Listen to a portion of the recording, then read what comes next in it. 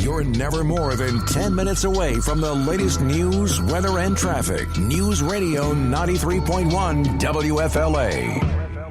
I think the tax cuts are working. I think nominal GDP is much higher than people expected. Even the CBO has acknowledged as much. I think you're going to see the budget deficit come way down as a share of GDP because of faster economic growth. So a lot of times when you hear Democrats or those on the left complain about tax cuts, one thing they say is that it increases the debt and the deficit. Well, you just heard from Larry Kudlow there that no, the tax cuts are working to help the economy, and that is not the reason why the deficits are going up. Now, the deficit has gone up, has increased by $145 billion this fiscal year. So why is that happening? Because you can't blame it on the tax cuts. Why? Well, according to the Congressional Budget Office, which reports in its April budget review that revenues from taxes coming into the government has increased. It rose 2% in the first 7 months of 2019 from a year ago. Payroll tax revenue rose 4.7%, due in part to rising employment in wages. That's right. When you cut taxes and you help expand economic growth, what the tax cuts are doing, revenues go up. So why is the deficit exploding? Well, that's because, once again, spending is continuing to rise rapidly. 7% in the first 7 months. Government spending has gone up. In fact, federal spending sets a record through April. It set a record. So if you're upset about the debt, if you're upset about the deficit, don't just blame the tax cuts. You can't, because the revenue, even despite the tax cuts, is still going up because of economic growth as a result of the tax cuts. No, what you have to do is blame the constant overspending by our federal government. To blame the other thing would be beyond reason. Use your smart speaker. Tell Google Home to play News Radio 93.1 WFLA. There's a kind of a calming feeling I always tell folks when I think of the Holocaust and the tragedy of the Holocaust and the fact that it was my ancestors, Palestinians, who lost their land and some lost their lives. All of it was in the name of trying to create a safe haven for Jews. That was Rashida Tlaib, Palestinian congresswoman out of Detroit. Her comments on a podcast, those comments created really a lot of controversy and a lot of backlash. Now, I will say this. Some of what the Republicans have been focusing on with these comments, they're focusing on her saying it's a calming feeling, kind of implying that she was okay with the Holocaust. That's probably the wrong part to focus on. If you listen to the whole part of that interview, there's no doubt that she thinks the Holocaust was horrible, a terrible thing that happened. That being said, everything else she said there was still anti-Israel, anti-history, and anti-Semitic in a lot of ways. So she deserves a lot of criticism for what she said, but maybe not so much the calming thing. But Nancy Pelosi and other Democrats have been defending her in recent days. And, of course, Ilhan Omar tweeted out that this is all the criticism of her is just Islamophobia. So anytime you criticize someone who happens to be a Muslim now, you're going to be accused of Islamophobia and racism. That's how it works with intersectional politics. Now, a voice of reason on all of this, I thought, was Ben Shapiro. Conservative commentator Ben Shapiro was on Fox News this week talking about her comments and why they were so bad. Here's what he said. She perfectly well understands the actual history here, but the revisionist history serves an anti-Semitic goal, which is that Israel is illegitimate and ought to be abolished. She's a supporter of the boycott, divestment, and sanctions movement. She suggested that if you are a supporter of Israel, you are guilty of dual loyalty in the past. I mean, she, along with Ilhan Omar, is part of an anti-Semitic contingent of the Democratic Party, now being protected by the Democratic leadership. So basically what she's pointing out is her comments are pretty much anti-Semitic because they put forward this anti-Semitic notion that the existence of Israel has oppress the Palestinians in that area, and they don't have a right to the land, and they shouldn't be there, and the Palestinians were just innocent victims in all of that. And, of course, it was anti-history, as I told you before, because a lot of what Rashida Tlaib said was wrong. The Palestinians did not just open up their land after World War II to Jews. In fact, there was a lot of violence in that region just because they were Jews. Now, Ben Shapiro here also points out some hypocrisy on Tlaib's part. This is what he said. Fascinating that she's involved in the push for getting rid of the only Jewish state on planet Earth. I've heard no calls from her for the Palestinian Authority to allow Jews to live within its precincts. No calls from her for any Muslim state to change its religious orientation.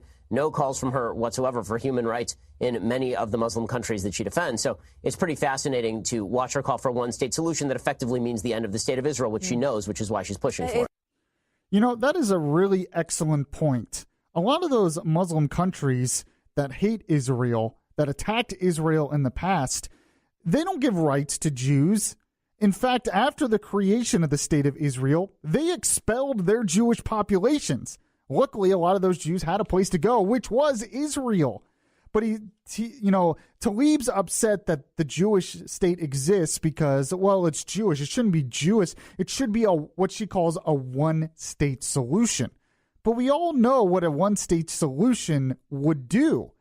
It would basically give the Arabs and the Palestinians in that region all of the power and destroy the future of the Jews in that region, which is exactly Rashida Tlaib's goal, which is exactly the Palestinians' goal, which is exactly why you cannot do that. But it's funny, Muslims have more individual rights in the state of Israel than they do in most of the surrounding Muslim countries. But instead of criticizing those surrounding Muslim countries, people like Rashida Tlaib and Ilhan Omar decide to bash the United States and to bash Israel, which is a great ally for us in the world and in that reason. There is no doubt that her comments, even though some have been taking them out of context a little bit, her comments in context are probably worse and still beyond reason. News, weather, and traffic for the best audience in talk radio. This is PM Orlando on News Radio 93.1 WFLA. This Alabama effort and the effort across this country now in 29 states is an all-out attack on women's reproductive freedom and our basic civil rights. This is a plan by the Republican Party, make no mistake, to overturn Roe v. Wade and turn back the clock on women's reproductive, civil, and human rights. That was Kirsten Gillibrand. She's basically echoing what a lot of the Democrats are saying, that this new abortion bill that's coming out of Alabama, the governor has not signed it yet. We went over that earlier in the show. But it is very restrictive. It would basically ban all abortions, even in the case of rape or incest. The only way you would be allowed to get an abortion in that state under this law would be for medical reasons, health of the mother, and so forth. And it would ban it at conception. There are other states that have been putting forward heartbeat bills that would ban it once a fetal heartbeat has been detected. Now, like I said, the governor has not said whether she'll sign it or not, but she is pro-life, and a lot of people think she will sign it. And the whole goal of this is to have it go eventually all the way to the Supreme Court, so the Supreme Court will hopefully overturn it, according to those who are passing this bill. Bud asked me on the morning show this morning if I would sign this bill if I were the governor of Alabama. And you know, this actually is a tougher issue for me than some people might realize, because I know people who have had abortions. And I don't hate them. I don't think they're bad people. But in the big picture of things, in the big scheme of things, my conscience, if I were the governor, would force me to sign this bill. Because if you really believe that when you have an abortion, you are killing the baby in the womb, if you really believe that, like I do, you're killing a human life. Yes, religiously, I think it's an affront to God, but practically, it's also about the rights of the baby in the womb. So if I really believe that, which I do, and if someone really believes that, you have no choice but to sign this bill. Otherwise, you're not living what you really believe. If you believe something is murder, you can't support it in any kind of case like this. Now, I do understand some of the other arguments, and I sympathize with it a little bit. There are some pro-lifers who believe this is going too far, and that by it being so extreme, it actually hurts the pro-life movement in the long run. I totally understand that. I get it, and it's possible they're right. But if I have a bill that basically bans a type of murder, I would have to sign it. My conscience wouldn't allow me to do anything else. And this isn't about the right of the woman in her body. This is about the right of the body of the baby inside the womb. That baby has rights. And I've never met a human being who said, man, I wish I was aborted.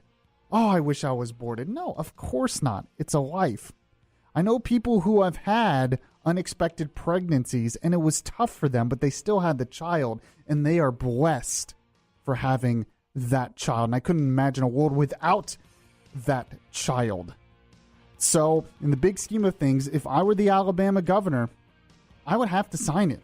My conscience wouldn't allow me to do otherwise. News, weather, traffic. This is PM Orlando with Michael Yaffe on News Radio 93.1 WFLA. Women's health care is under attack, and we will not stand for it. They're trying to overturn Roe versus Wade.